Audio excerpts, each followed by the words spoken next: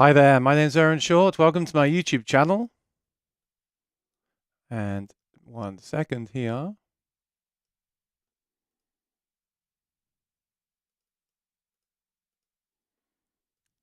That's better. Ah, I see. There we go. It's been a crazy day. We'll talk about it. A crazy week actually, but we'll talk about everything today. No rush today, so we'll hang out today and talk about a lot of different things if you are up for it. Today is Monday, October 9 already. Can you believe it? It's crazy. I'm just making sure everything is okay on my end. Got my microphone here on the interface and the stream is live. I see Rosanna's here to moderate, which is great. I always appreciate it, Rosanna. Thank you. I just did that. Thank you. And yeah, let's let people come in. I know some people want to talk about gear today, so we'll do that. That's the name of the show. I definitely want to talk a little bit about this new Fender modeler. I definitely want to talk a bit about the new Neural Quad Cortex app that I've got in front of me now, which I'm going to show you towards the end for those that are interested in that and my thoughts on that initially. I thought I'll do it today as it just came out like an hour ago, so I'm a few minutes late. And let you know how my week went, my gigs went. I've had a few thoughts recently about gear and my and my gear, so I'll talk about that. Nothing I haven't really said before, but I think I want to get more wheels in motion with some things. Yeah, lots on the agenda. So I think what I'll do is I'll just start as normal. I'll say hi. I'll talk about last week's video that I made, and I'll talk about the Fender for a while because that's been a hot topic this week. And then if I see something in the chat that wants my attention, I will divert the conversation to that. I'm also did some interesting gigs. If you want to hear about it, I'm happy to talk about that as well. So anything goes today, as always. First of all, I do want to just say I was very happy this morning because I've been a little bit down on the whole, videos thing lately, and gear and the videos and everything. And it was very, very nice to wake up to Bill Neal sent me 5 coffees, not 1, not 2, not 3, not 4, not 5, but sorry, not 1, not 2, not 3, not 4, but 5 coffees, which I really appreciate, and a nice message as well. I really enjoy your live streams. I don't always get to watch them live. Thanks, from Bill. So Bill, thank you, and thank you. You know, those things. I mean, not that having coffees bought for me should pep me up, but the nice comments and those things, sometimes they hit just at the right time. You know, you think, oh, I need to make a video. Which one shall I make? Do I want to make a video? Because like with this new Fender thing, there's been so many videos that I almost didn't want to make a video because so much has been said about it. But I still want to put my thoughts across, but it just feels lately like there's just this flood. And I made the mistake of watching some of the videos myself. I didn't want to. I wanted to not watch the videos and give my thoughts and opinions because that's really why I started the YouTube channel. And I think that's why people should make a YouTube channel. Rather than going on forums and posting there and all this kind of stuff. I think it's good especially if you're a musician that wants to have a voice and show what they do musically and promote themselves and talk about the equipment they use and etc., etc., etc., the industry, whatever. I think it's great to have a YouTube channel in order to put that voice across. And the problem for me is when I watch other videos, it doesn't cloud my opinion. It more kind of stresses me out because I start, I see someone says something's great, someone says something's terrible.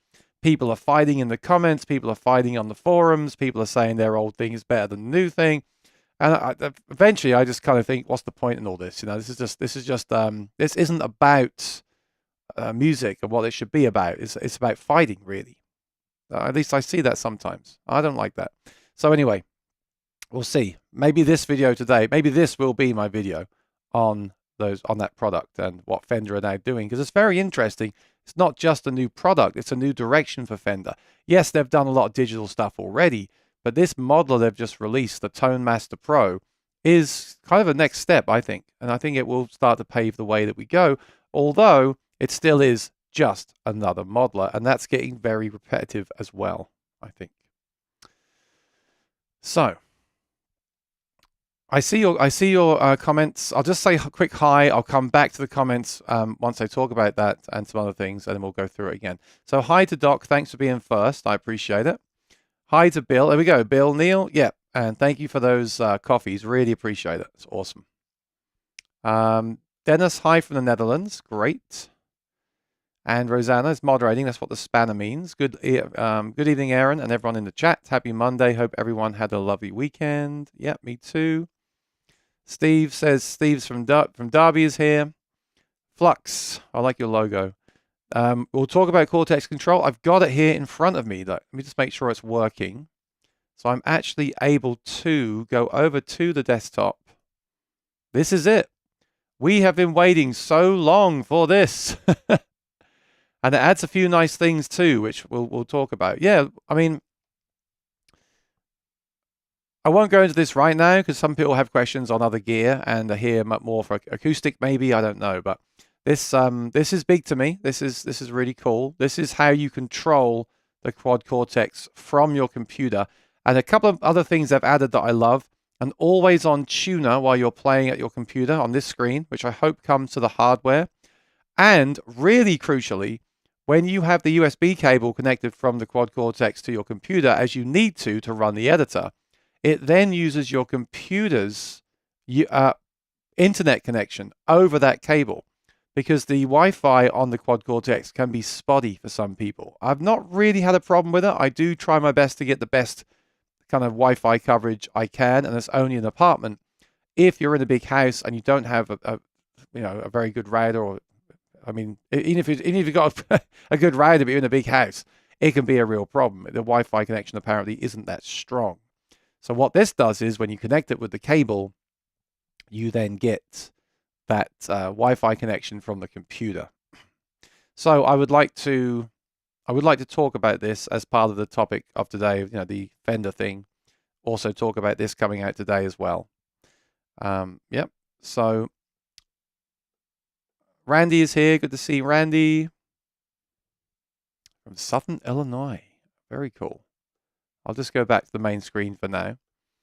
And also, Steve is talking about S1 Pro. I'll come back to you, Steve. And Lee, good to see you. Lee is plumbing while listening. Well, I'm glad I can give you entertainment while you're in the bathroom plumbing.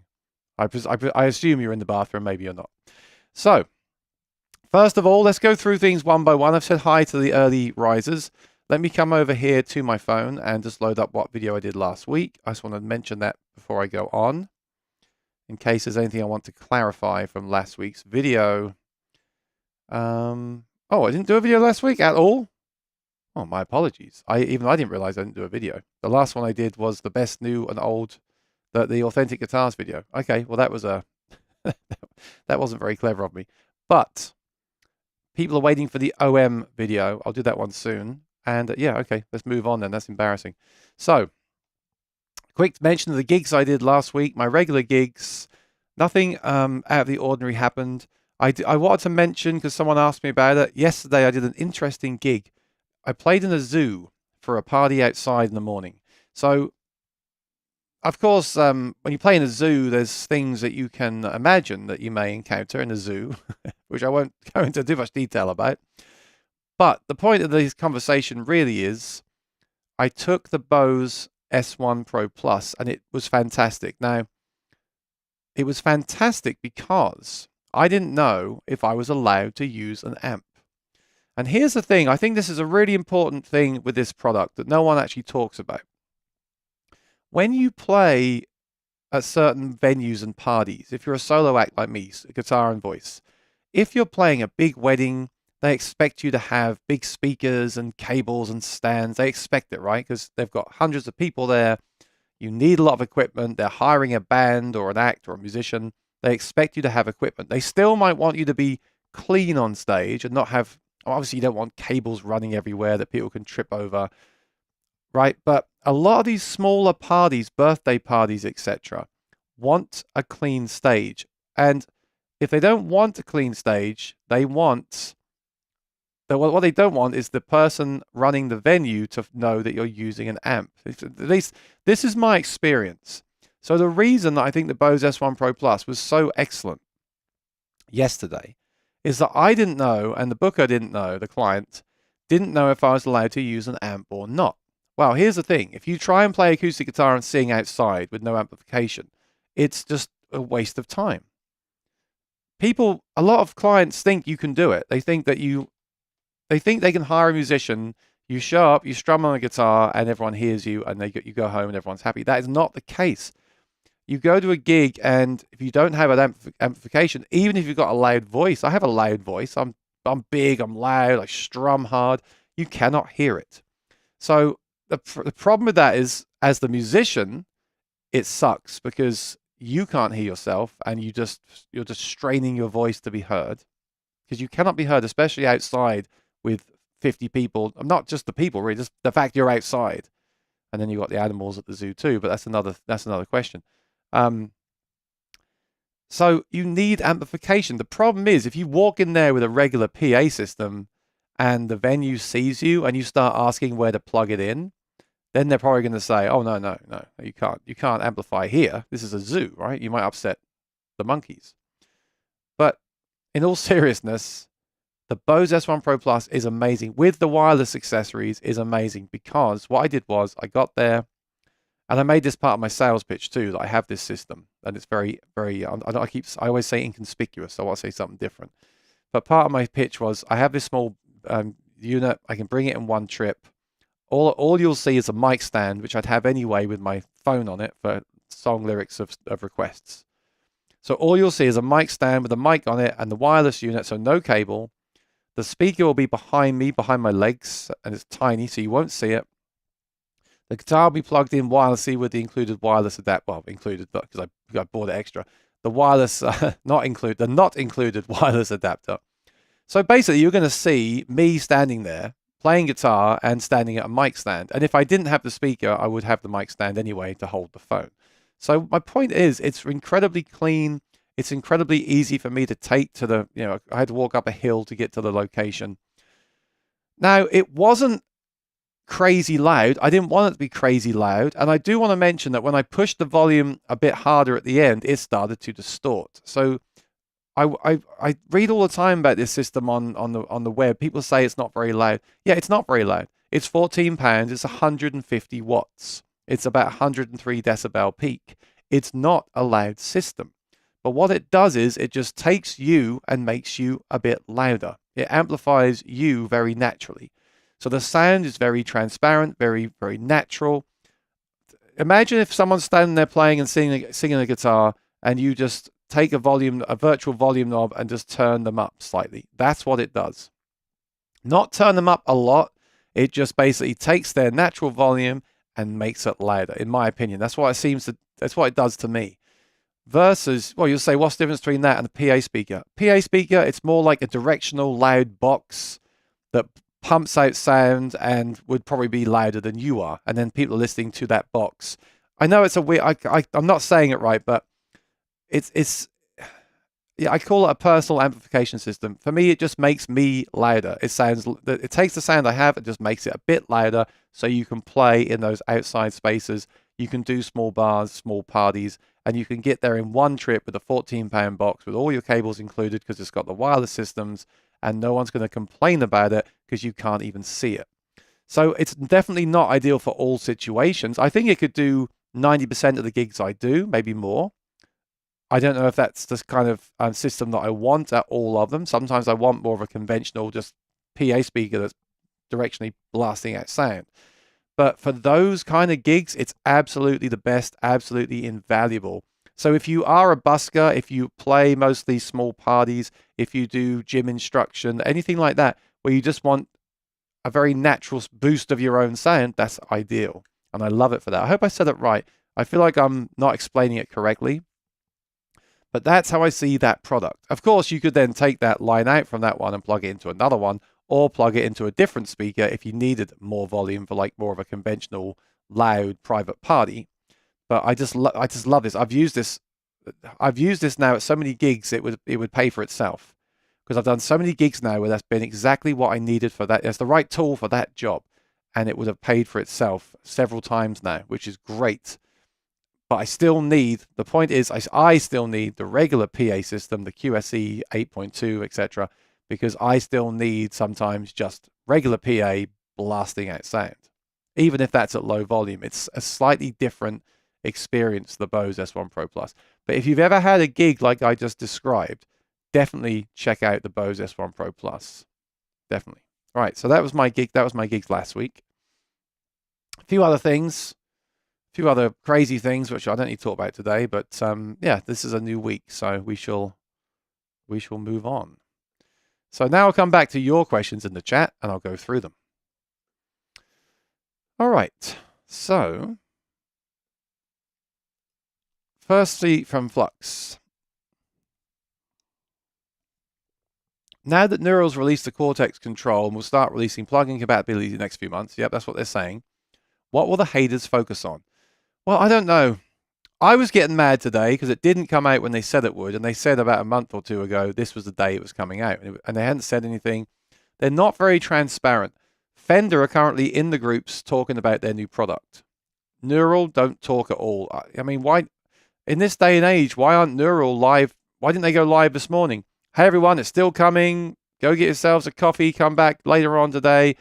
I'll give you a quick preview from the main engineer. Here's a quick preview what you can do with it. It's really cool. Let us know if you got any ideas.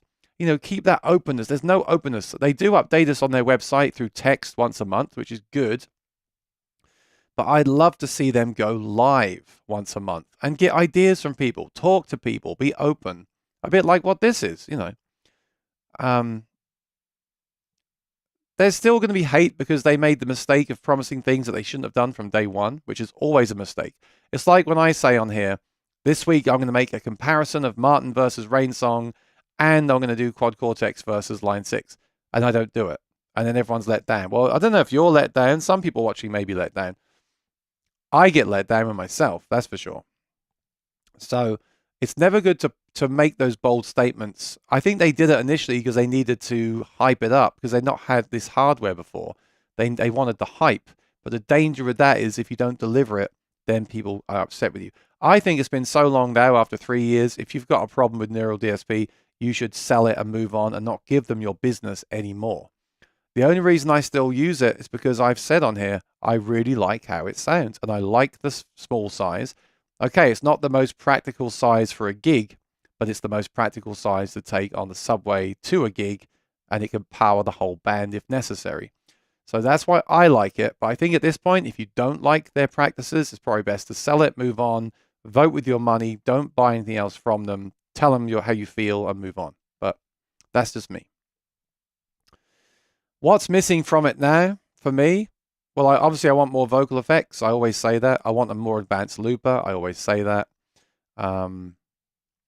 That's what I say about every product. So that's just on me. I'm really glad I've got the editor. I really want the editor for the iPhone and the iPad as well. But I don't know if we'll get that. If I was gigging with electric full time, I'd probably buy a cheap Windows tablet and connect it over USB and use that on the gig. And then I have that just for my guitar and my phone, or an actual iPad just for lyrics. That's what I would do. So at least we've got something now. At least there's some kind of editor, and I can do it from the screen, which is nice. So we'll take a look at that later on. All right, Randy. So Steve's question is about the Bose S1 Pro Plus.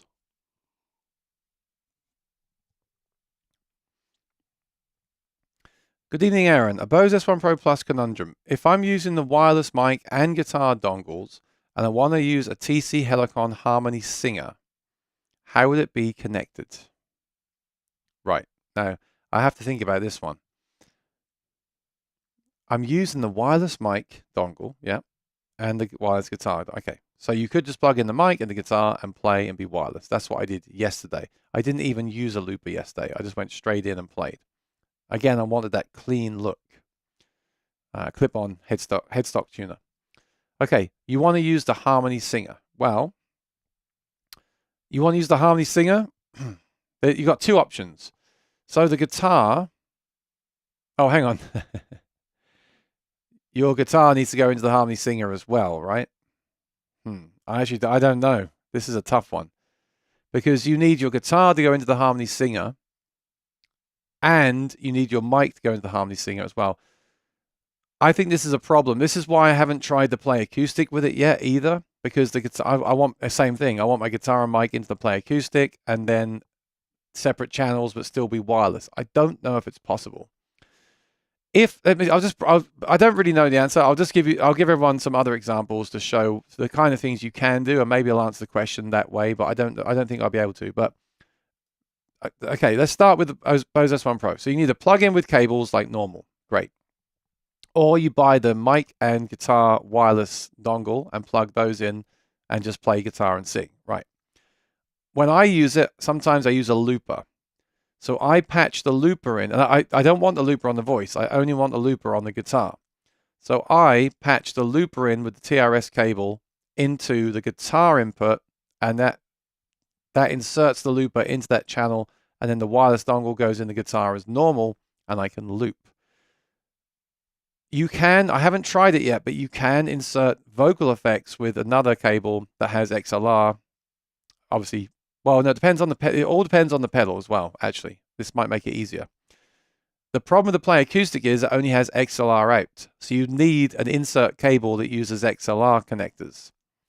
If it had regular 1/4 inch outs, that wouldn't be such a problem. So this is the problem with all the gear. It really depends what connectors that pedal has on it. So you're using the Harmony Singer. So let me see what that has. It's been a while since I used one of those. I'm worried it's just going to have XLR connectors. Yeah, and guitar through. Yeah. So if it didn't read the guitar chord, if it just was a vocal effect, let's not say it's the harmony pedal. Let's say it's just a just a reverb pedal. Right, that's easy because again, you just insert it and use the wireless dongle as normal. The problem is you want to put your guitar in and out and a mic in and out from one pedal. The guitar is 1/4 inch in and out. The mic is XLR in and out, and you want to then run them into each channel separately. I don't think you can because everything then is combined, right? I think that's the problem. So I don't know. I don't think you can. Maybe you can with some really crazy way, but I can't think. And like I said, that's why I haven't tried it with the Play Acoustic, because it's XLR out and yet XLR in and guitar out. I think it's too much. I think it's more for like reverbs, loopers, delays, things like that. But if I do think of a way to do it, I'll let you know. And if you think of a way to do it, please let me know as well. I don't think it's possible. All right. Flux says, I tried using the USB to computer connection in Cortex Control and it hasn't worked for me. USB to computer connection. Yeah, mine just says it's enabled. It says, if you go into settings on Cortex, I just literally just got it, so I'm still learning how it works, obviously, but I'm just going into settings and then Wi-Fi connection or internet connection. And then it says, Quad Cortex is using your computer's internet connection, and my computer is currently connected over the wired connection, not over the Wi-Fi, because I want to have it off for streaming. So supposedly it's now connected over. I think that's how it works. I think it's using the USB connection with which I don't know if it only uses the connection for the computer if you're on the Wi-Fi. Or will it work if the Wi-Fi is off? That's a question. See, this is why I'd like them to do more things like live streams. But there is a user guide, so it may be in there.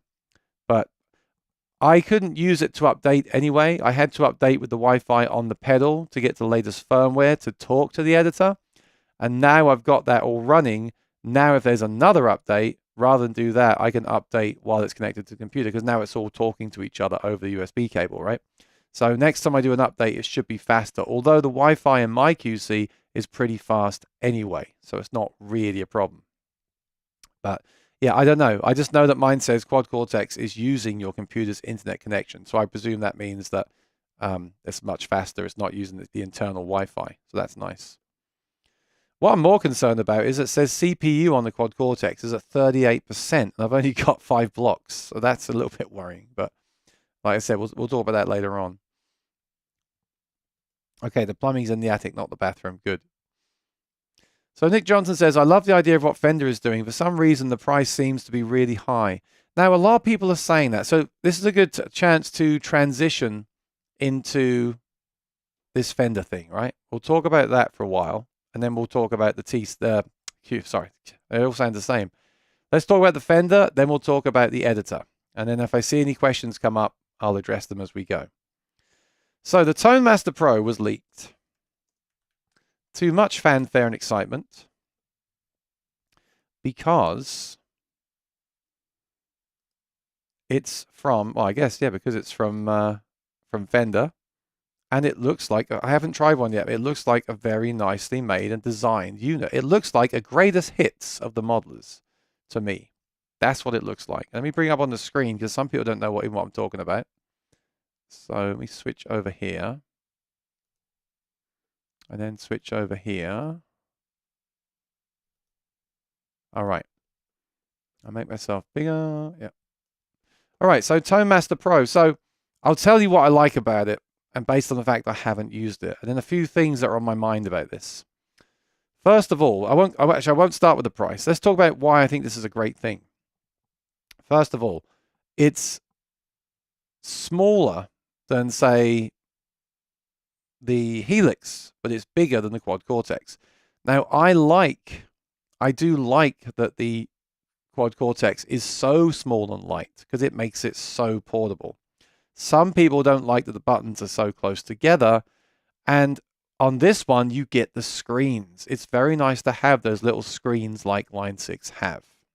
Okay, so I think they really nailed the form factor. I'm always looking for form factor. I don't want a big unit like the Helix, but I want enough switches. I don't want an HX Stomp. I don't want a Helix floor. I want something in between, which is powerful, and that's what they've done.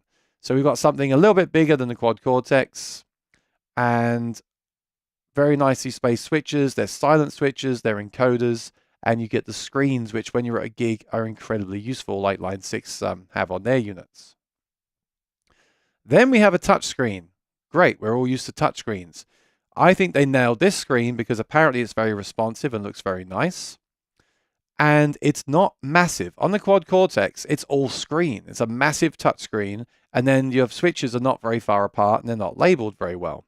You have to look at the screen to figure out the labels of the switches.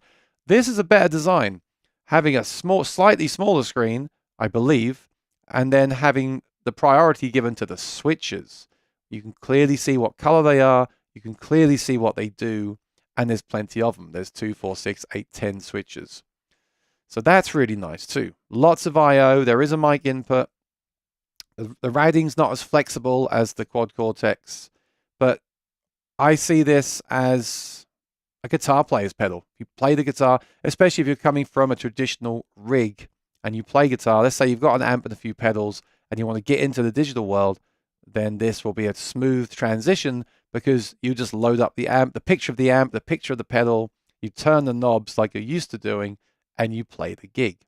So I think Fender definitely going for that demographic, as well as pros and others too. But that's it makes sense to me because if you're a company that makes amps and analog gear, and you're trying to get your customers over to digital gear, well, the Tone Master amps are a great way of doing it because they just said, hey, here's your amp. It's just LiDAR and no tubes. Okay, great. Let's go.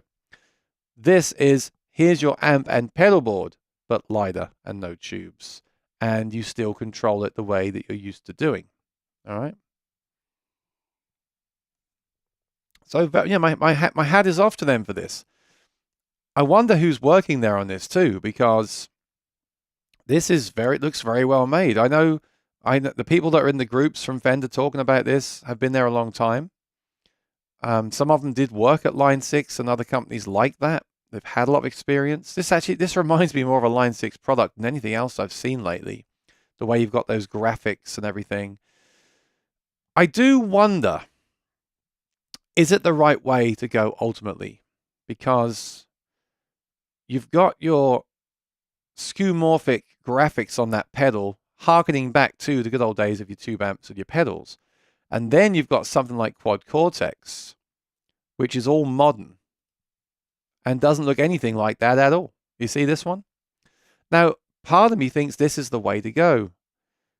part of me thinks, why are we still talking about a Fender Twin? Some people haven't plugged in. I heard a story from someone I was talking to last week.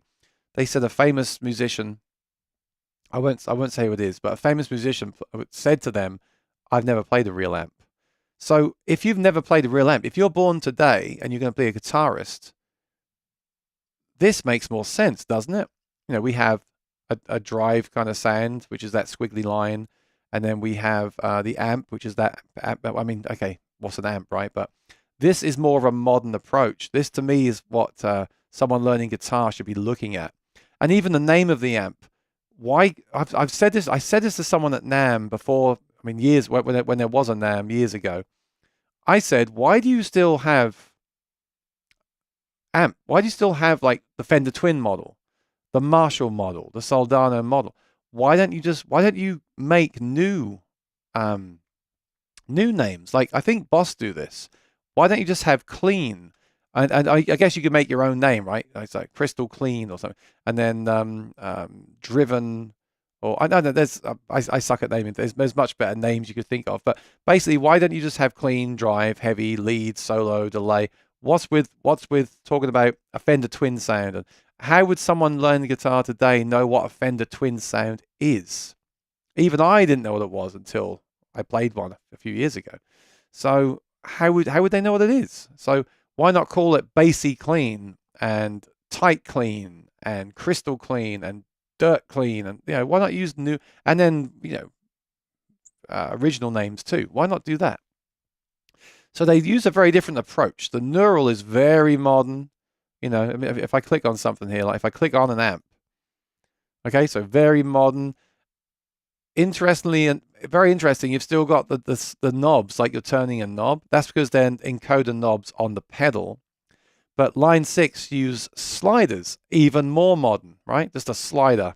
But they still call the things by a version of the name. They don't use the original name because they're not allowed to. So they use like their own name. Like this one says C.A. Johns 2C, channel 1. Because this is a model of the John Petrucci amp. And I use it because I had that amp and I compared them and I thought they sounded exactly the same. So I love to use this model for that reason. But in the future, why not just call it Petrucci Clean, right? And he makes his own clean sound. I don't know. I think that's going to be the future. Now, if we go back to our pedal we're talking about, you see, you've got pictures of old pedals. So some people are going to love that and feel right at home. And I think it's a step backwards for the reasons I just mentioned. I don't know how I feel about it. I'm going to try it and I will then say how I feel about it. Because of my age, a part of me is going to say, this is awesome. And the other more modern, slightly modern part of me is going to say, it's the wrong approach, I think. So yeah, they did so many things right, but I got stressed out the other day because all these videos, some videos say this sounds as good as anything else, and for me, it's all about the sound. The reason I committed to the Quad Cortex is I don't want to own all the modelers and sit here and compare them all every day. I want to really say to people with my gear, I use this guitar, I use this acoustic guitar. I'm not saying that's the best or the right one for you, but this is what I use for my music creation.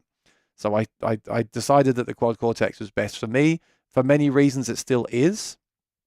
But there are some very tempting things on here. But then when people start saying that there's weird sounds and artifacts, then you start to doubt your purchase and wonder if you're just wasting your time even trying it. So I will compare them. I'm not going to spend weeks and months on it. I'm going to play them side by side and then have a real hard think for about 24 hours, like, what am I going to do? But that Quad Cortex editor has really thrown a spanner in the works, and that's why I'd like to show it to you today. What do you think? Okay, here we go. Opening it up to you now. What do you think of the Fender Tone Master Pro? Did anyone buy one? Has anyone played one? And there is also an FRFR cab as well. I'm going to try that too. And I will try that with the Quad Cortex because I love using the Quad Cortex with my real Mesa cab. But it's worth trying that Fender cab with this, because when I reviewed the Fender Twin Tone Master, which by the way is a different product, everyone's getting confused. It doesn't play electric guitar, I'm sorry. My complaint with that was it sounds like an amp in the room, but it's not. It's it's kind of a one-trick pony. It's just a single channel clean amp basically. This with the FRFR will give you access to lots of different cab flavors, but it won't be the same as using a power amp like I do with my Quad Cortex and a real cab, because you'll be hearing a mic'd cab sound through the FRFR Fender, and you won't be hearing the actual cab in the room like you will be from the power amp. I can connect the Tone Master Pro to my existing power amp and Mesa cab and compare that to the FRFR cab as well. And I will be doing all that just for my own interest. I really wasn't going to do any of this. I don't want to encourage people to be that way. And I don't like when people say things like, well, I mean, I guess if you really want to, it's fine if you know what you're doing.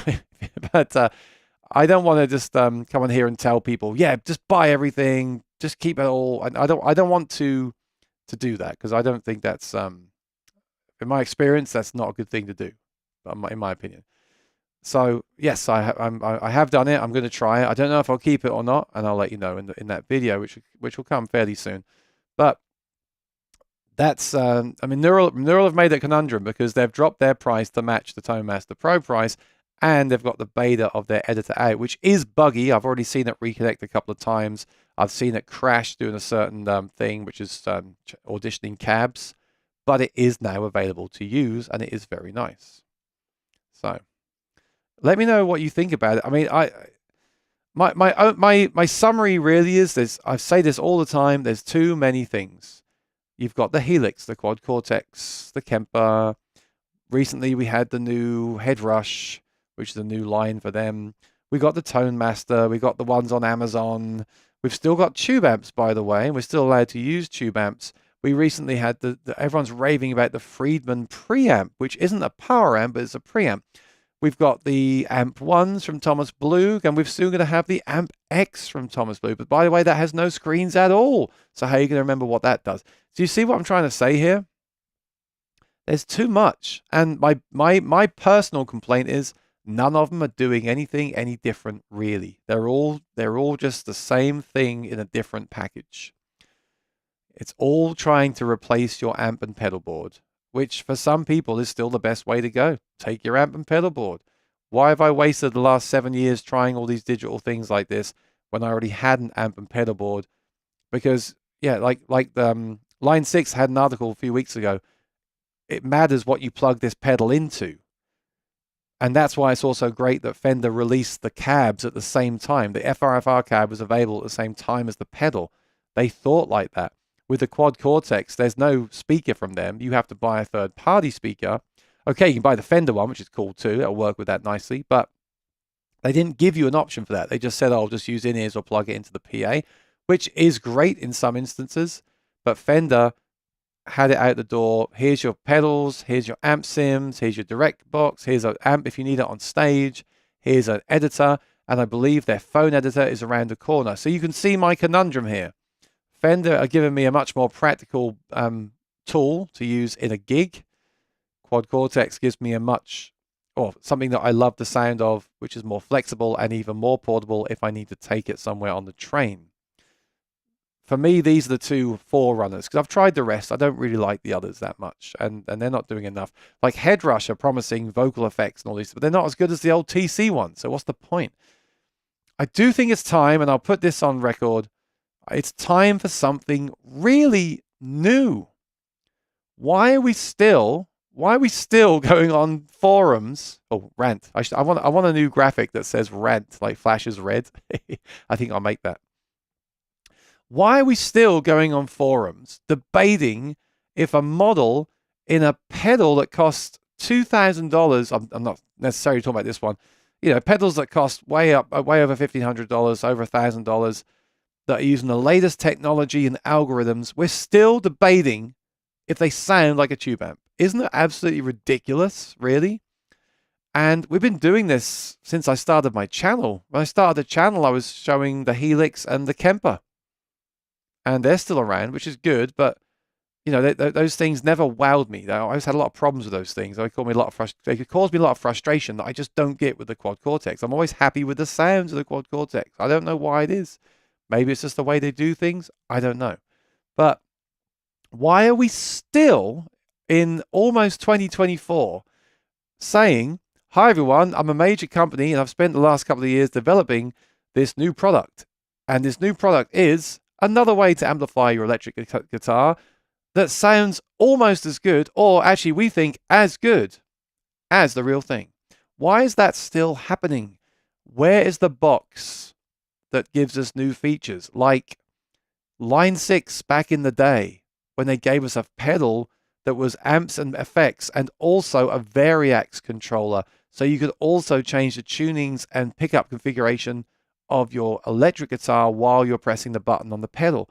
What happened to all those ideas? It's just recreating an amp all the time. It drives me crazy. It just drives me crazy. And then people debating which one's best. Or the reverb on mine is better than the reverb on that one. Oh, but the chorus on that one is better than the chorus on that one. And then a lot of people are going out like me. I don't use all this stuff. I just need a few effects. So I could just buy a Boss chorus and Strymon reverb and go and play.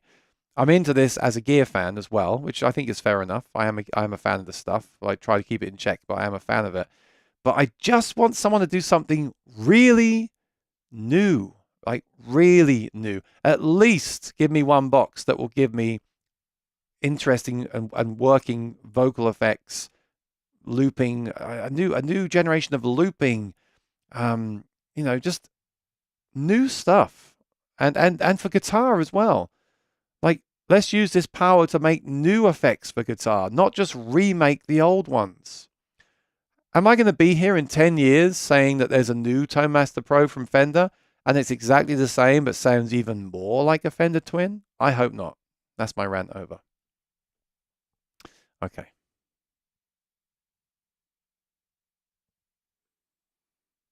So now I'll come to your thoughts. And then once I've discussed through your thoughts, I'll show you the Quad Cortex editor. Flux says that's cool playing at a zoo. Well, a gig's a gig, right? I love the idea of what Fender's doing. For some reason, the price seems really high. Well, I don't agree. There's people saying this should be $800. No way. Not in 2023. It's got a very nice responsive touchscreen, a desktop editor, individual screens above each switch. It's very well made, I'm told. Loads of I/O. It can work as a basic 2-track mixer. This thing, and what it's got in there, the effects and the amps and what people are saying, the quality of that stuff. I always think if you bought that stuff individually, it'd be thousands and thousands and thousands. Maybe that's the wrong way to think about it. But I think I'm glad this isn't an $800 pedal that's like cheaply made and aimed at that lower end of the market. I'm glad they've called it the Pro. Maybe they'll make a Tone Master lesser Pro in the future, like what Line 6 do. Throw all your money at the flagship and then cut that into small pieces of cake to serve up later on. They might do that. They might make a mini version of this or just an individual pedal or something. But I personally think this is good. Thank you, Tommy. Appreciate it. I think this is good. I'd have to play it. If it really sounds great, I personally think it's priced out. I don't like saying it. I don't like agreeing with Fender. Of course, I'd rather it was less. For me, the sweet spot would be 15. And if you go on certain sites right now, like I think Guitar Center have a 10% off code, and I think Fender do too, maybe. You can get this right now for around $1,500 plus tax, I believe. So, and also that the used market now is moving so fast. You'll see this on the used market in a few months' time, maybe for $1,200, and then yeah, pick one up. Then you haven't got to buy one today. I bet there's a few bugs in there that need to be ironed out. Don't rush out and buy one today if you don't need it. But I think, like I said, if you have a tube amp that's failing you and it's too heavy, and you've got an old pedal board and the patch cables are dying, and you need some other effects for this new band you're joining, rather than go out and get all that fixed or buy a new amp or whatever, this is probably the way to go. And this is going to be so portable, so flexible, and as long as it sounds good, which I still reserve judgment on, I think this is the future. This is the way to go because it's all in the box. You can get the cab, you can go direct to PA, you can record with it. It's got loads of nice features, and they do say they'll be adding more features, and they're very active right now on social media, which reminds me of the old Line 6 days when the Helix came out and all the people from Line 6 were in the group and we're all chatting and being friendly. That's what's happening now with Fender. It's a new Fender, actually, I think. It's a new side to Fender I haven't seen before, and I like it a lot. I'm not saying that companies should have to be that involved, but it's nice when they are. It's nice when they show they care about what they're releasing. Will it remain that way? Let's see. Let's wait and see. That's why you don't have to buy it. You don't have to buy it today. But for me, if it sounds legit, if it sounds as good as the Quad Cortex, I think it's great. I really think they've knocked it out of the park. The initial leak said over 2,000. Okay, that might be pushing it, but I think they did a good price. I mean, this is Fender. We are coming up to 2024. Okay, some prices have come down. The Quad Cortex is the same price.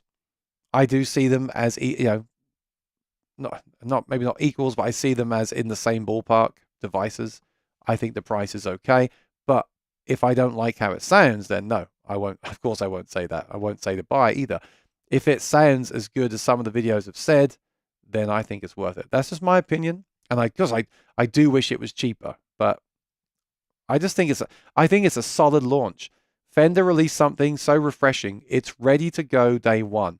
Yes, there's a few things missing. Yes, there's a few promises that apparently are coming, but day one, you've got a solid, well-built, giggable unit by a big company that have, they've got the support if you need it. They've got the inventory. You can go to local store and try one and buy one.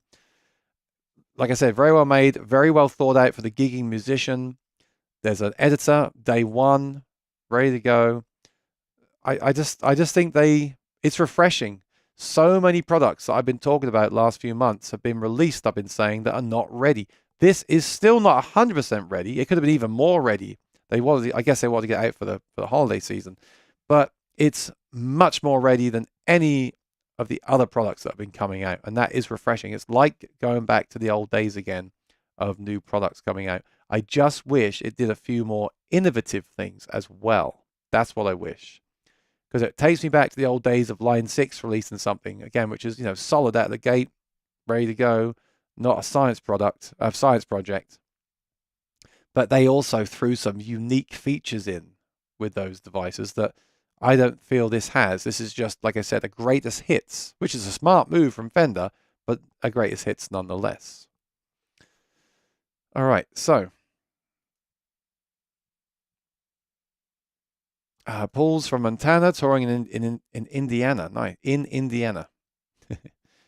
Good to see you, Paul. Flux, that's a great idea about Neural going live when they released. Yeah, they used to. They used to have someone that worked for them that did it, and he left the company. They don't do it anymore. I'd love to see the team right now on a live stream talking to, "Hey everyone, how's everyone doing? Please put your questions in the chat. Put your suggestions in the chat. The moderator will write them down for later. We're going to show you what this can do. We've got some friends over. We have some, shows. They're going to play some guitar for you. We're going to tweak some things. We're going to give you a free preset at the end. Like I did here. I'm not saying that I'm doing what Neural are doing. I'm like this format.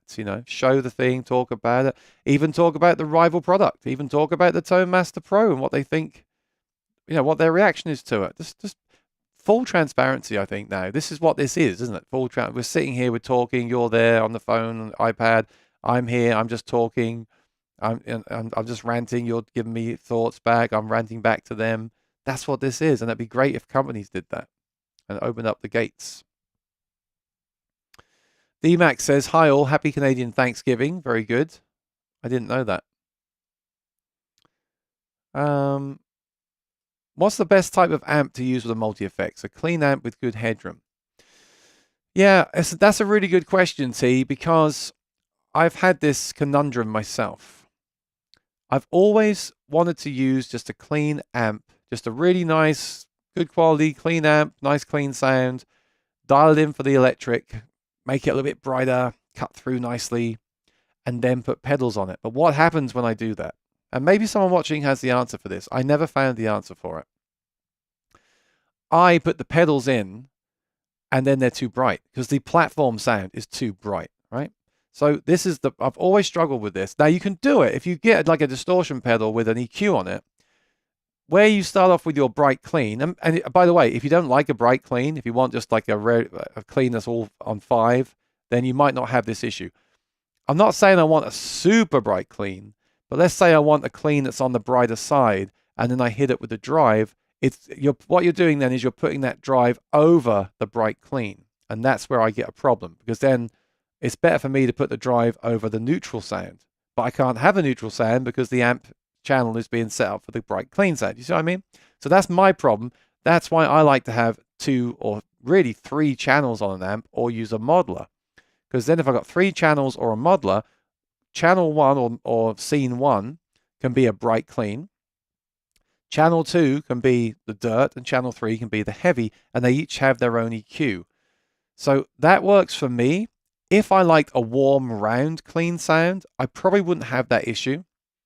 And I want to make it clear once again, I'm not talking about like an incredibly bright, brittle, thin, clean sound. I just mean I like my clean to be on the brighter side.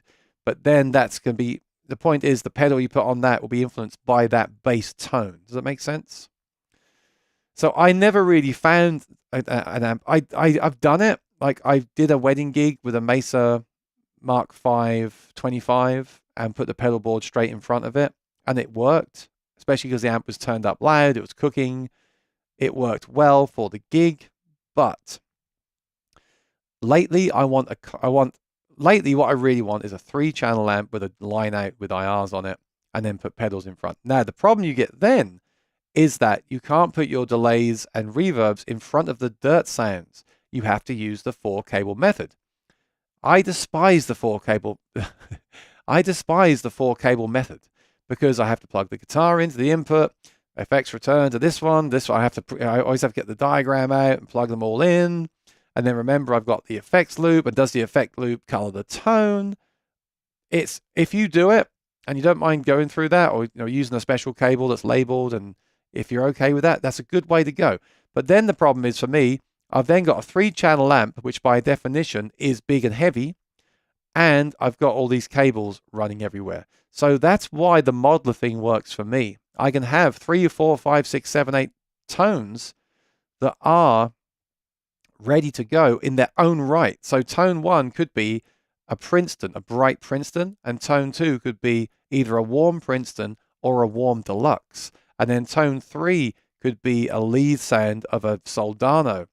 I never take these amps individually, right? So they're all in my modeler. That's why the modeling works for me, because I can have 2 or 3 completely unique sounds, and that works for me. So my 3-channel amp that I have now is really just for reference. It's just for fun. I usually just plug my guitar straight in. It's got 3 separate channels, an EQ on the end. There's the Mark 7 amp I have now. So 3 individual channels, individual reverbs, EQ at the end if needed. So I just plug a guitar straight in and sit and play it, and just remember how great it used to be to play tube amps. If I'm actually going to do a gig, I would rather take something like the Tone Master Pro or the Quad Cortex and have an amp, some kind of speaker behind me, whether it's a power amp and cab like I have on the Quad Cortex, or this new Tone Master FR12 speaker, which is only £28 and has legs built in. So that I'm really excited to try that out. Yeah, so I am going to now, I'll keep talking about the Tone Master Pro. I want to hear if you've used it, but I am going to switch over to the editor because I'm very excited about this. And I'm going to play a bit of guitar maybe as well. Let's see. So Cortex Control. Yep, I'm going to show you, and I'll show you what I mean as well. So like on here, let me just show you right now. So on this thing here, right? If I was using my, in the old days when I used an amp, I would just have this amp here. So this is channel 1. Forget that this is a 3-channel amp. This is, let's just say this is my clean amp. So I wouldn't have this one. So on here, my preset A is just the clean and the cab and the reverb. Scene B, not preset. It will turn on this, it turned on this drive pedal here, okay? So now I've got a cab and a drive pedal. So I could have done that with a tube amp and a pedal. That's not really a problem. But C switched to this amp. So can you imagine, like, if you had, well, actually, these are 2 channels of an amp, so you could just have that amp. But even that amp, the JP2C head, is big and heavy. It sounds amazing, but it's big and heavy. Imagine if this first one here was a Princeton, the second one was the JP2C channel 2, and another one was a Soldano. You wouldn't normally take 3 amps to a gig if you are doing a wedding band gig. They wouldn't even let you, right? So that's my point.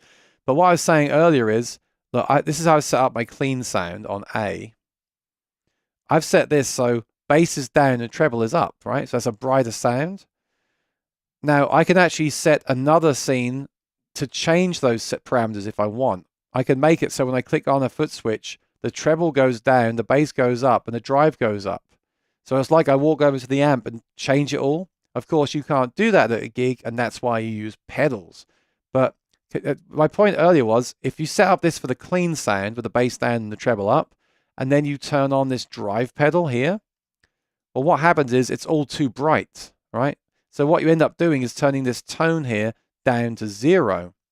But that can work, but it's not ideal. I'd rather have a dedicated foot switch A, which is set up exactly how I want it. I could even have an EQ on there as well. I could even have some kind of compressor, anything I want.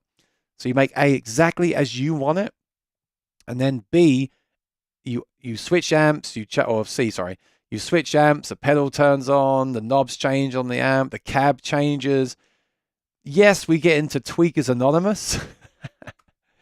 Or maybe not Tweakers Anonymous, but you can't have it both ways, right? You can't have simplicity and complexity in one thing.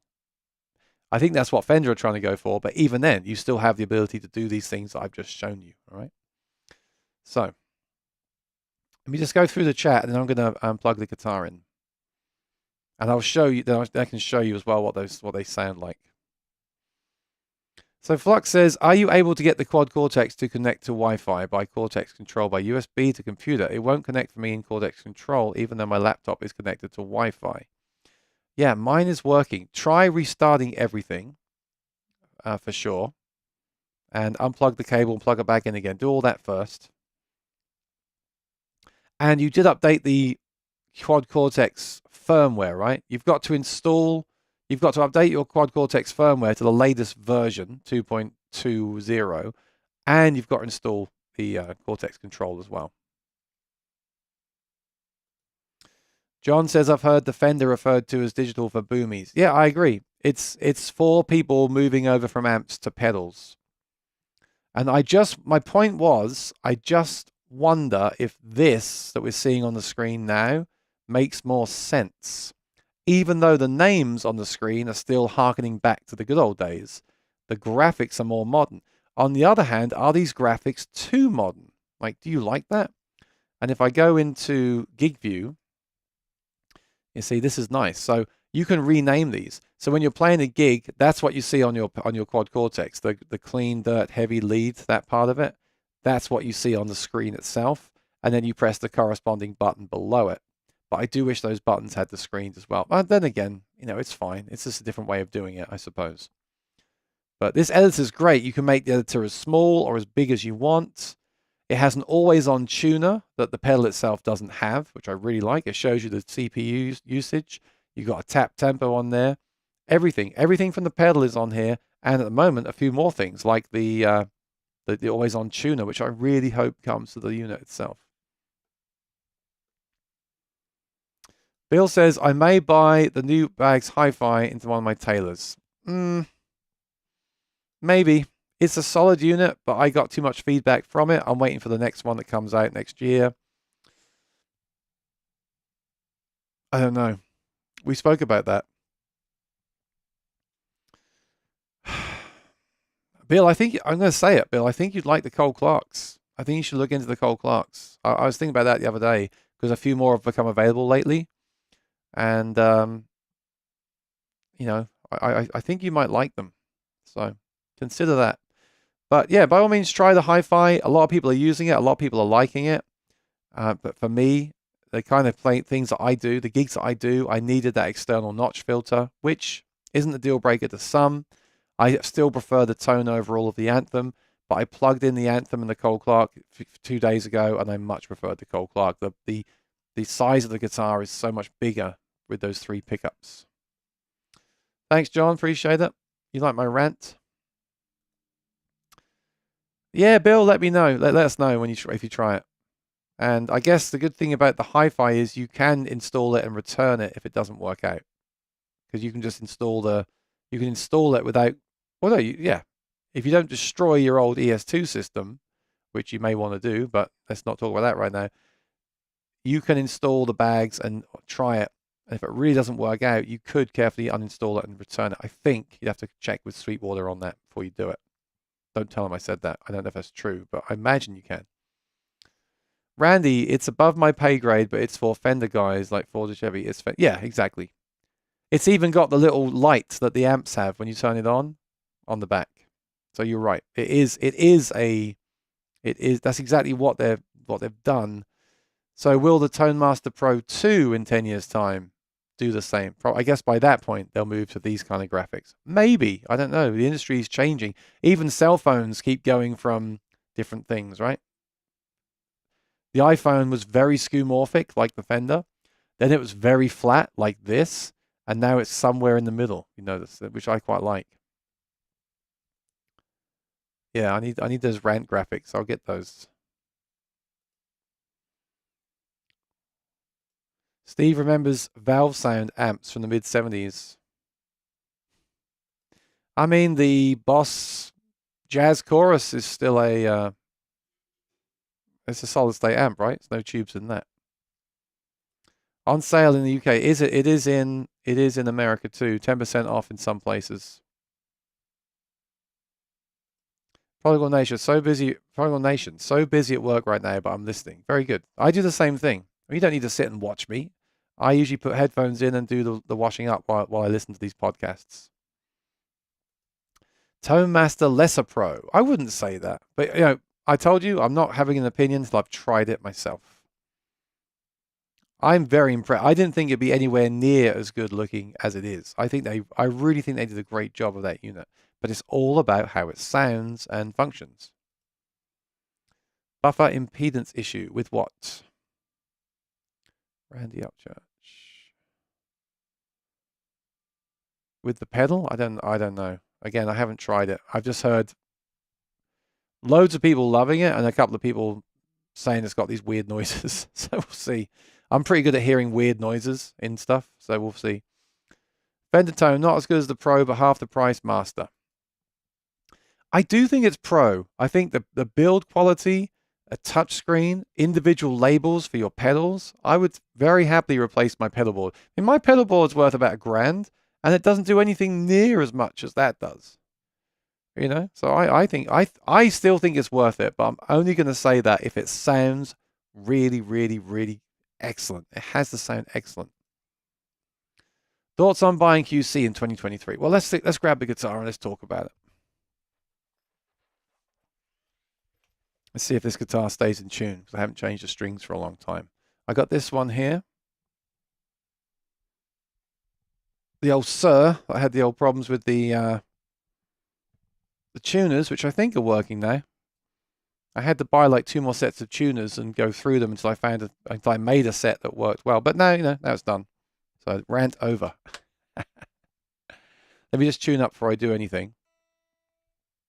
So what you can do is, what this is doing here, I'll give you a quick walkthrough. It's not rocket science, thankfully.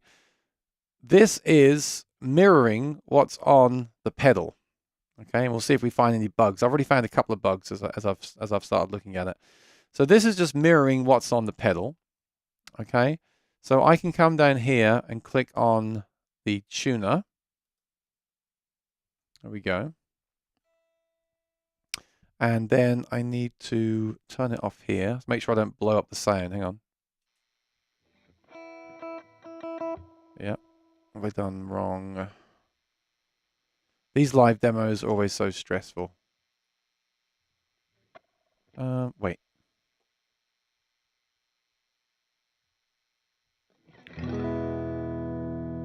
Now tell me if you hear that.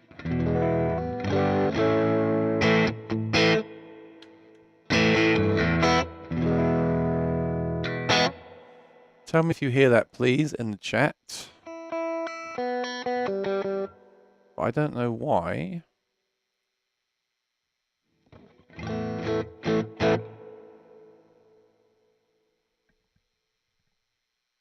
Hang on. Okay, the editor at the moment is not connected. Yeah, I think you can hear it, right? Right, you can hear it. The editor's not connected to the pedal. So this could be a bug. I do wonder how buggy this thing is. They showed it at NAMM in April, which was months and months ago. But I mean, unless it's my fault, why has it lost connection? Let me just come back to the main scene. I'm just going to quit that and reopen it again. If it's super buggy, I'm not even going to do this today. Because remember, to be fair, it is a beta. It is a beta. So don't get too mad at them. And I've had it sitting there open for the last hour. It's possible that it lost connection. I did see it refresh a couple of times, and I'm not using the original cable that came with the pedal. And I'm also, oh, something else I'm not doing that I should be doing either. So it could be my fault. But I don't really see why you should have to do that. Itchy nose. All right. Let me see. Loading preset. Well, it's actually not loading at all. So this is kind of an anticlimax. I apologize. So, Theo, thoughts on buying the QC in 2023? No, hang on. It may be me. Let me just try one more time. Remember, it's a beta, and they didn't release it first thing this morning, so it makes you wonder if they were still fixing things after it came out. Let me quit that. Let me reconnect the USB cable. I'm just waiting for everything to blow up. Okay. Now it's crashed as well, even better. So if the whole computer crashes, I tell you what, everyone, if this thing crashes my computer, I'll just end the stream, okay? And we'll blame, and then we'll say Neural ruined my live stream. Right now, it needs to be force quit, so I'm force quitting it. There we go. I'm going to reconnect with USB again. And I'm going to try it one more time. You know. Question is, would this happen with the Fender? Or would it just work? You know? There you go. I'm opening it again. Cross your fingers wherever you are in the world. Loading models. Takes about 10 seconds to connect and load. By the way, in case you're interested. I don't even care anymore. But it's a beta. It's a beta. It's a beta. It's a beta. It's a beta. Let me try it now. Yeah, it's working now. Okay. So it will lose connection. And remember, I am not using. There we go. Now it's working. I am not using the official cable that came with. I'm using my own that I used to use with the Helix, but that always worked absolutely perfectly. So I don't see why it shouldn't work with this before the haters get onto me. All right. So let's start again and hope it doesn't go wrong again. So look, this is the preset that I'm currently on. I'm going to make myself smaller so you can see it.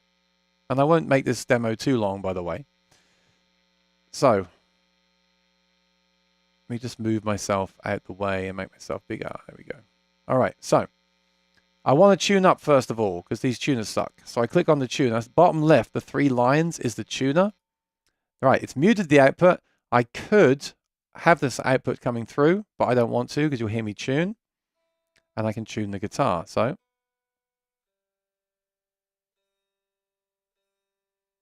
it's not a strobe tuner, but I really, really like it. Okay.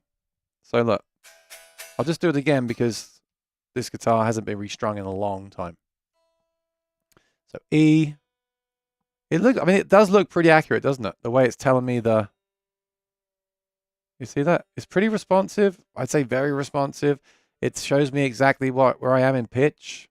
So it's not a strobe tuner as such, but it is very accurate. Right, now we've got a new thing here that is not yet on the pedal itself. Show live tuner in footer. So what that will do, if you turn that on like I have, just turn it off. Right, so now next to the tune, well, if you turn it off, if you look at the bottom left screen, bottom left of the screen, if you turn that off, the tuner goes white. So it means you see tuner and you tap on tuner and you get this tuner. Right, but if you do live tuner, you don't get that white button. You just get the tuner itself. Look, bottom left of the screen is a tuner all the time. And if it's white, it's in tune. And if it's dark, faded out grey, it's not in tune. So there we go. That is always there. That's always there all of the time, which I really, really, really, really like. And I want that on the unit. When I'm in gig mode, I want that always on the screen because you've got this beautiful, massive screen and there's no tuner on it. So what I want to see is, another quick rant here, I want to see these buttons on the screen, so clean, dirt, heavy, lead, scene, blah, blah, blah. And above that, yeah, there's a space right above that, I'm looking at it right now, where you could put that tuner, just a line on the above. It'd be awesome. So Neural, come on, do your live streams and put that tuner on here, please. Right. So let me show you how I got this set up then. So I'm on a preset called 3D New Amps. Don't know why I called it that, but I did. There's a button to save it. It's all very, very logical, right? So for my sound here, I've got an amp, which is the John Petrucci amp that I used to have. It sounded great. That's why I'm using this one. I know it's authentic. Let me turn the other stuff off. So double click, turns off the block. Very Helix-like. If you turn off your cab, it sounds horrible. You hear that static? Ooh. But that is the sound of an amp with no cab. So you have to have a cab, and then you get this beautiful rounded sound. Now you can choose any of the cabs in here. You can move the mics around. You double click on it. Oh, sorry. You click on it once.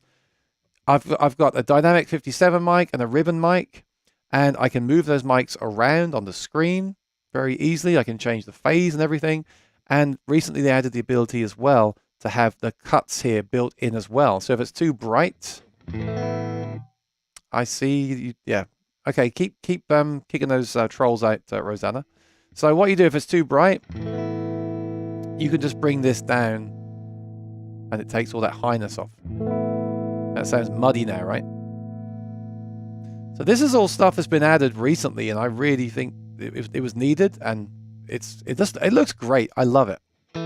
But I can't have a clean sound without a reverb. So this is a reverb. Again, you can choose different reverbs. Look, I've got stereo spring, mono spring, shimmer, room, plate. One day, if I'm so inclined, and I keep this as my unit, I will go through all these different reverbs and things. But right now, this is a spring. This is what you'd get on like a Fender amp. And I think it sounds great. And you can click on that and change the tone, the damping, the mix, the buoying, and the trail. So you can do all that from there too. Wow, we got completely bombarded by bots. You take. Let me see if Rosanna's taking care of that. If it's adult dating chat, Rosanna, don't time them out. Just kick them out because they're just going to do it again. If it's someone being raucous, then you can. Actually, well, I can do it myself. Let me do it. Ban. I banned the adult dating chat from the channel. We don't need that sort of thing around here today. Ever. So anyway, there's your clean with your reverb. So this is how I set my clean sound up. Like I said, I've got gain straight up. This is just a clean channel, so it's hard to drive this channel anyway. But I've got bass down, mid straight up, and treble up. I just want a clean sound that. And I'll mute the mic as well. I just want a clean sound that is defined, not overly bright. You might say this is overly bright. I don't know, but I just want it to have definition. That's the key. That's the word. I want to have definition. So.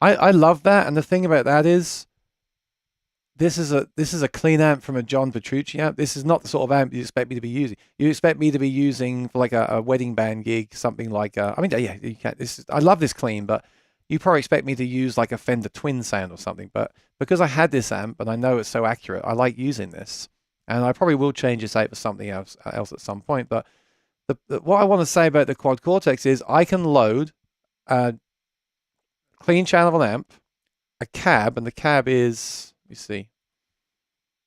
This cab is a 1x12 Fender style cab, so that makes sense, and a Fender style spring. And I really like that sound a lot. And if it's too bright, I can just turn the tone down on my guitar as well. So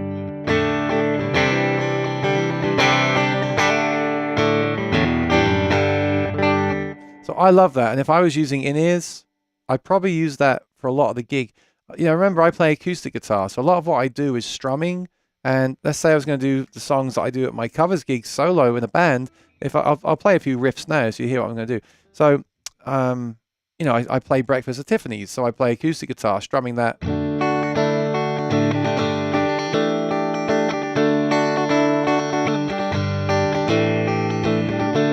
And I love it because I think it sounds, you might think, well, it's just a clean sound. What's he talking about? I've played a lot of clean sounds that don't sound very good to me. This sounds fat. It sounds real. And if I dig in, it just starts to break up. There's no compressor on this or anything, but it just starts to break up like an amp would, you know? So it's not crystal clean. It could be, but if I play softly, it's very, very clean.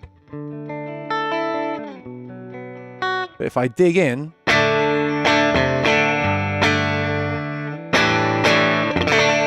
it just starts to break up. Not like a Fender amp, but just a little. It's real, you know. It's very real sounding. So I like that. And then what I would do, like I said earlier, what I would do with a traditional pedal board is have a drive pedal in front of it. Maybe not a tube screamer, but let's just use it as it's there at the moment. So if I turn that on, if I had a pedal board, I would think, right, let's use this to get our drive sound. So what I would do is put everything up to about noon and then see what that sounds like on my bridge pickup.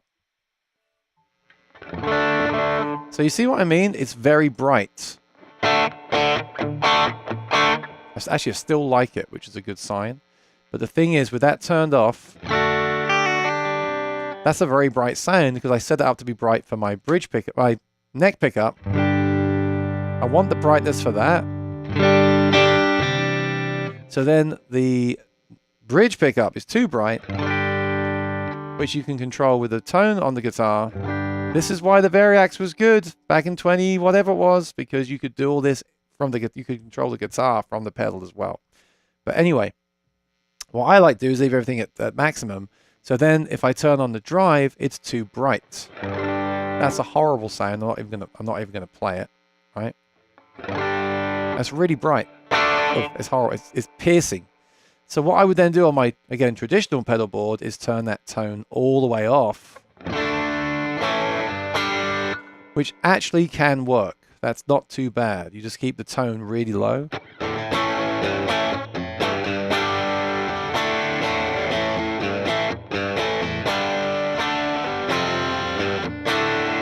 Now with some amps that won't work. It will still be too bright, especially when it's loud at the gig.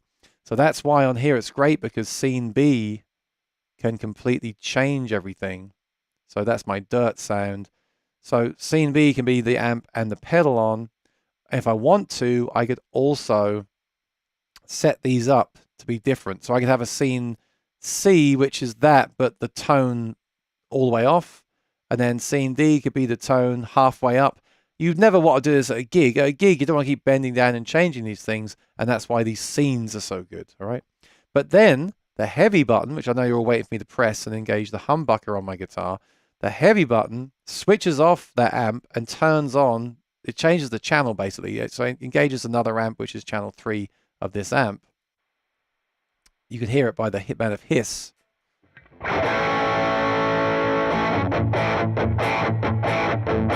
Because Because the problem is, if you want that sound with pedals, I don't really like that either. To have a clean amp and then put loads of drive pedals in front of it, again, what you're doing is you're sticking those drive sounds on top of a clean sound.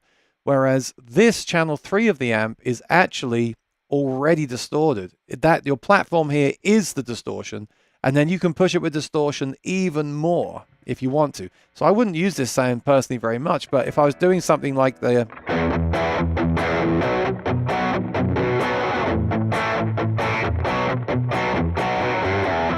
if I was doing that kind of thing, then I would need that.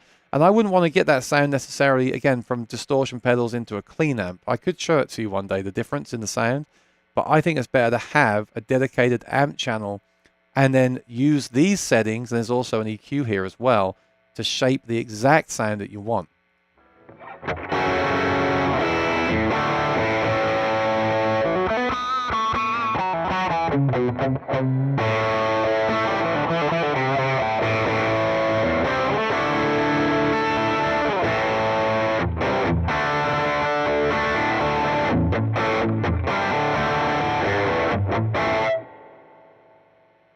There's still something wrong. You know what it is? It's because I'm running it into a 1x12 cab. So again, the question earlier was about which amp do I get to run pedals into.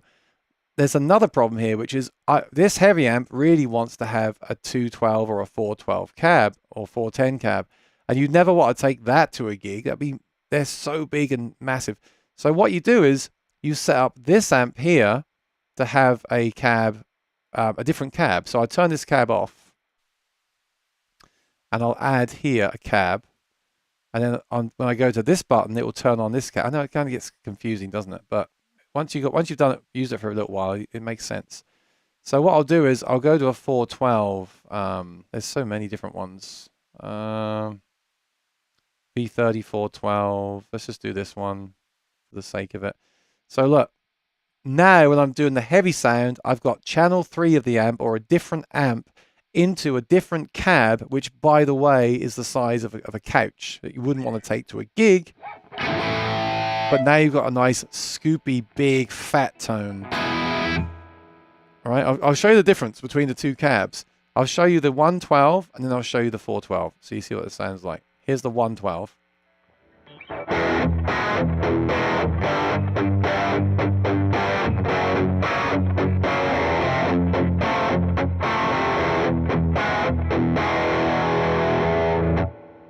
And now I'll switch it to the 412.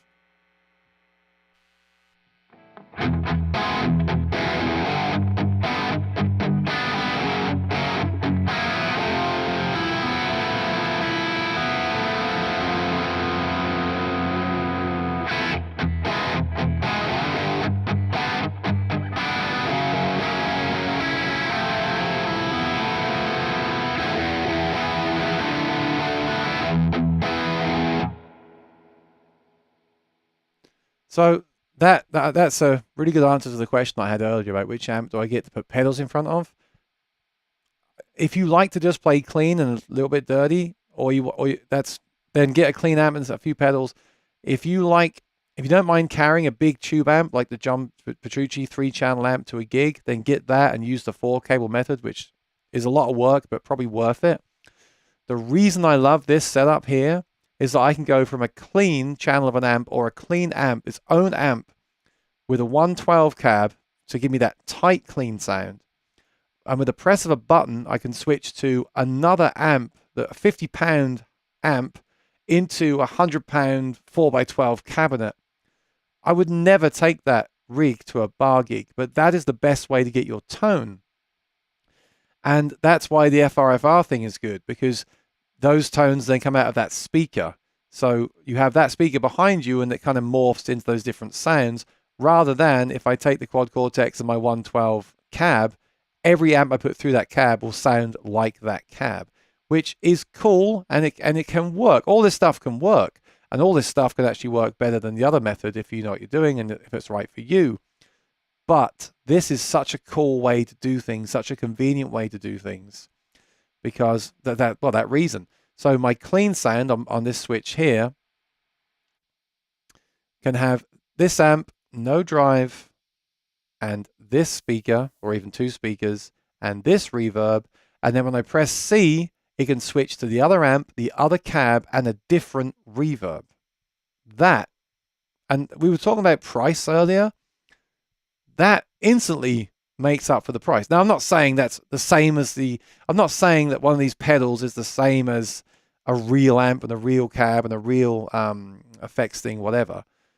But even just to buy the stuff I've used so far today, the tuner, the even the JP2C amp is now $4,000, isn't it? $4,000.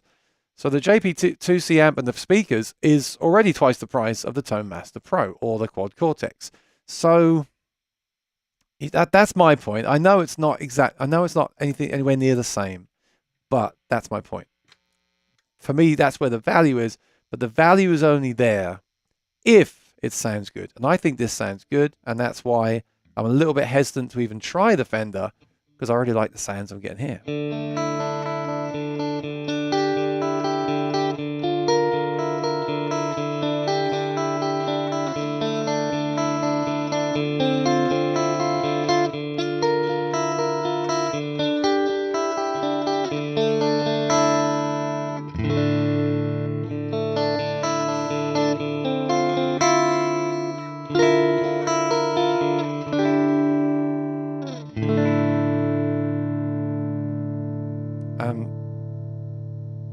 Yeah, if this was a traditional rig, I've really got off on a tangent now, but that's all right.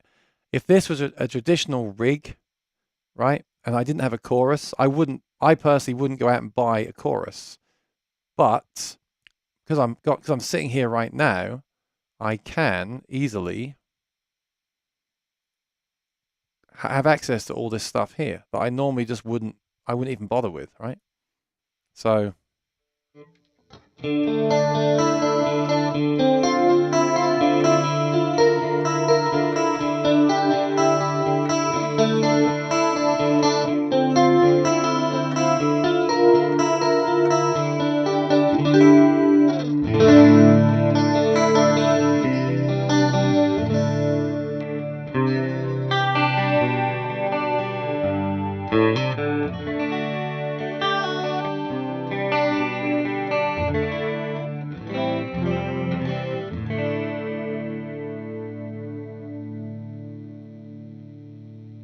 also, if you were going to buy a chorus pedal, you might really overuse it because you want to get your money's worth. On here, you can have just a little tiny bit of chorus and you don't mind that because it's all there anyway. And then on this preset, I might want to make this even more ambient, so I can just throw in a delay pedal and have some delay. Again, very low in the mix. I would never do that. If I just had my regular pedal board, I would just probably have amp, drive, reverb, and a little bit of delay. So on here, I've got access to all these other things if I want them. If I want them. I think this sounds great.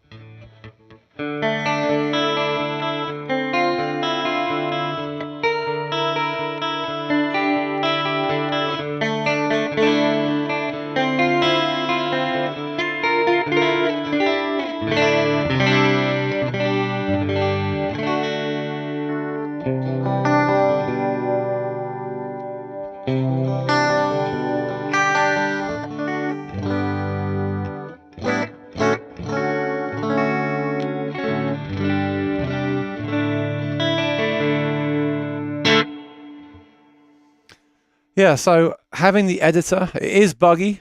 It is buggy. So if you've got any complaints about it, like you were saying earlier, there probably are bugs, to be fair. It's a beta. They've labeled it as such. There's a big blue button at the top left that says submit feedback and bugs. So use it, enjoy it. I think it's awesome. It works really well. It makes life a lot easier. If I want to show you like these different choruses, I can just sit here and click through them. So easy. Look at that.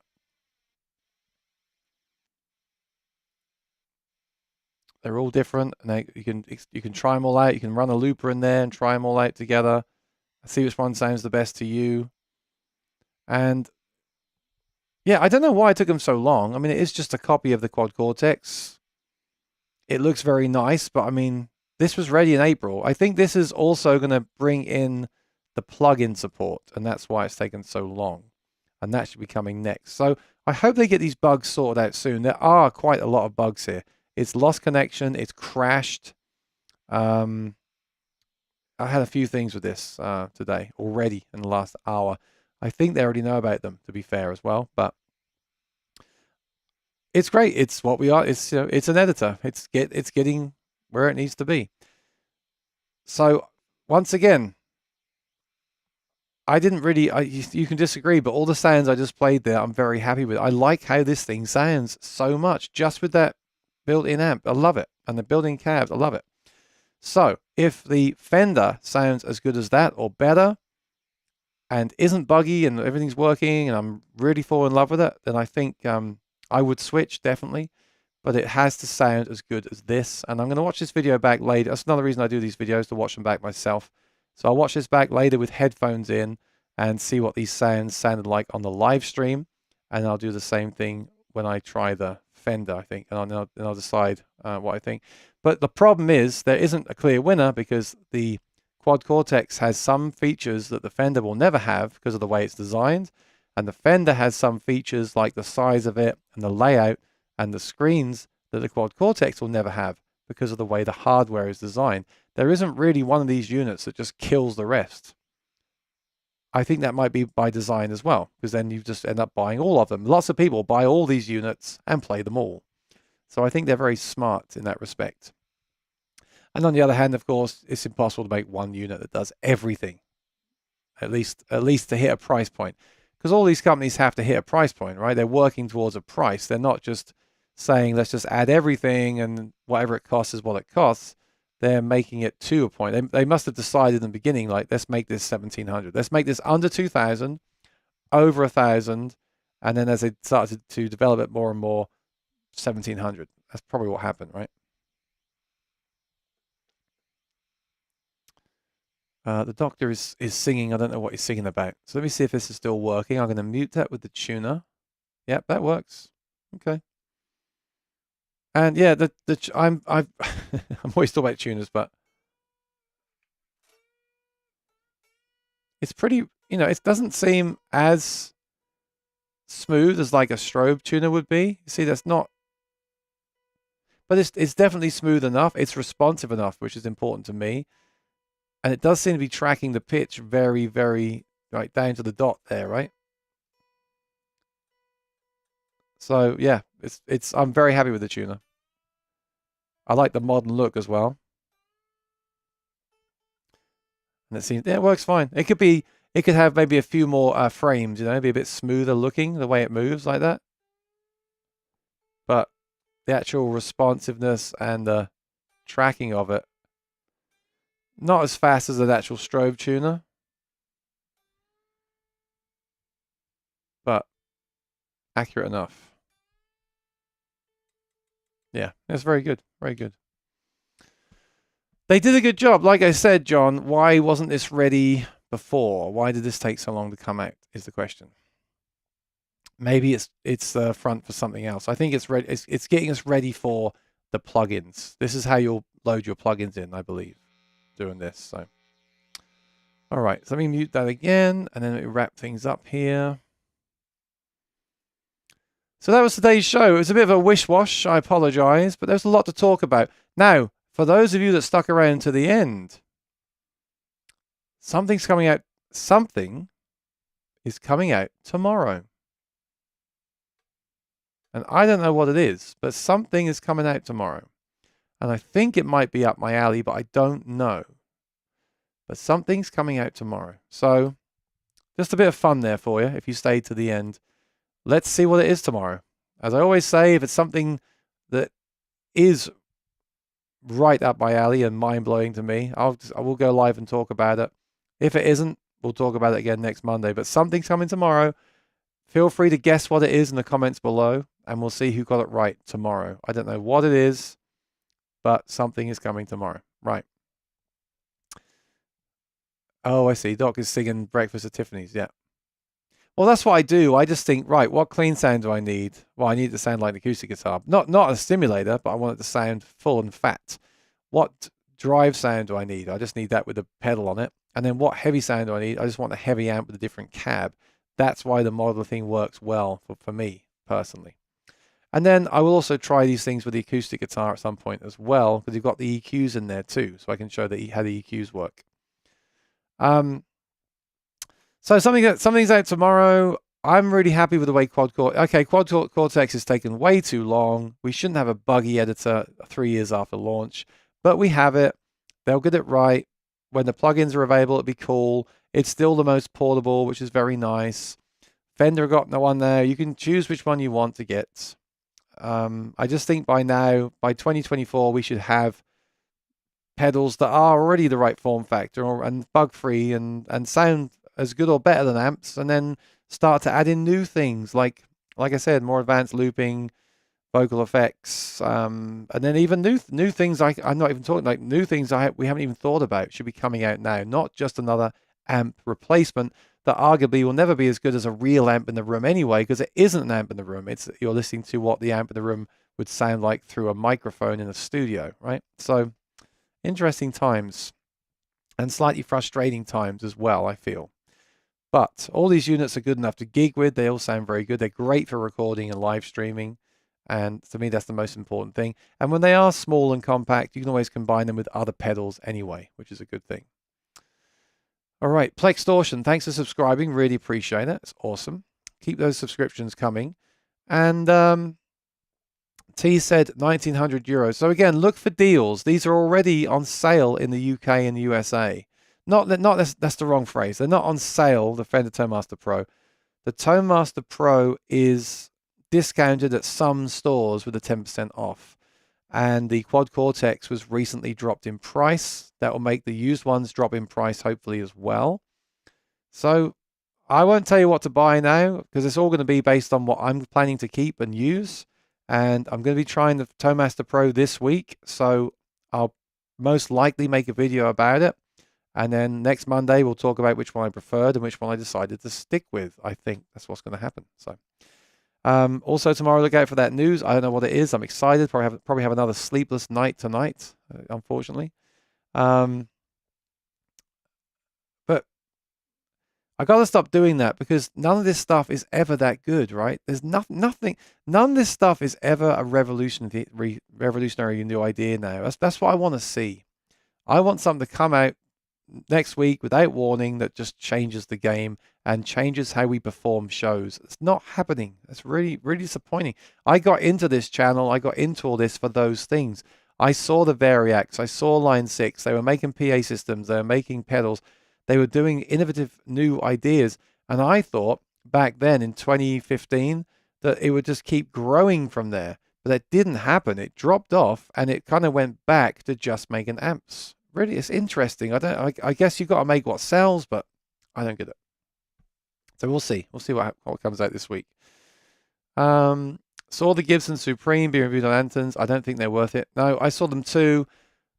I like them. If I was going to get a Gibson, I might consider those. They're weight relieved, and yet the one on Sweetwater is £9. I don't get that at all. One day I'll get a Les Paul, but probably be a custom and £7.5. Supreme is $4,000. No stainless steel frets. I don't know. I'd like to try one, but it's getting harder and harder to justify these prices. $4,000, $5,000, $8,000, $10,000, $20,000. No stainless steel frets. No pickup. No new innovation. Just another guitar. I'm being a bit down on stuff, but I do think the industry is stale right now. I really do. It's all about markup, selling, which it should be. It should be about making money. I'm not saying that Gibson don't deserve to make money. I bet those Supremes are awesome quality and everything. I'd like to try one. But for me, I want to see innovation, and I just want to see stuff that you can really say, yes, I'm going to buy that because it will make my shows better. It will make me have more fun as a musician. It will make me a better musician. That's what I want to see. Not just, here's another Les Paul, here's another Strat, here's another amp in the box. So we'll see. All right. So if you're new here, please subscribe and ring the bell. Really appreciate it. Thanks for the 2 that did subscribe today. That's awesome. Subscribe, ring the bell for future videos. Stuff is coming. I'm selling stuff again, so I definitely want to make those videos before I sell it, because I'd be silly not to at this point. And hoping to do more whichever pedal I stick with, hope to do more videos. Not really tutorials. I mean, it's kind of easy to use. I'll just show you how I would use it with different things. So I look forward to doing that. Subscribe, ring the bell, turn on notifications to be notified when I go live or post a video. Enjoy your week, and I'll see you next time. Take care and be well. Bye-bye. Oh, and thank you to the moderators for kicking out those old trolls. Is there a new voice live? No, I hear they might be working on something from TC Electronic on TC Helicon's behalf as they shut that company down. There we go. The companies that innovate get shut down anyway. But TC Electronic are taking the reins supposedly and may work on something, but who knows if they will or they will not. I think Neural Fender should develop the mic input on their pedals to take over. They could easily do what they were doing with these units. Oh, one little Easter egg I found. If you go to the editor and click on, where is that? Settings. I won't show you my account, but if you go to settings and click on disk space, I thought this was really interesting. Oh no, I'm wrong. Am I wrong or am I right or wrong? It says available storage 25 gig. Yes, available storage. Let me show you. Hang on, I'm not in my account now. Check this out. What does this mean? Look. Available storage, 25 gigabyte of 27 gigabyte available.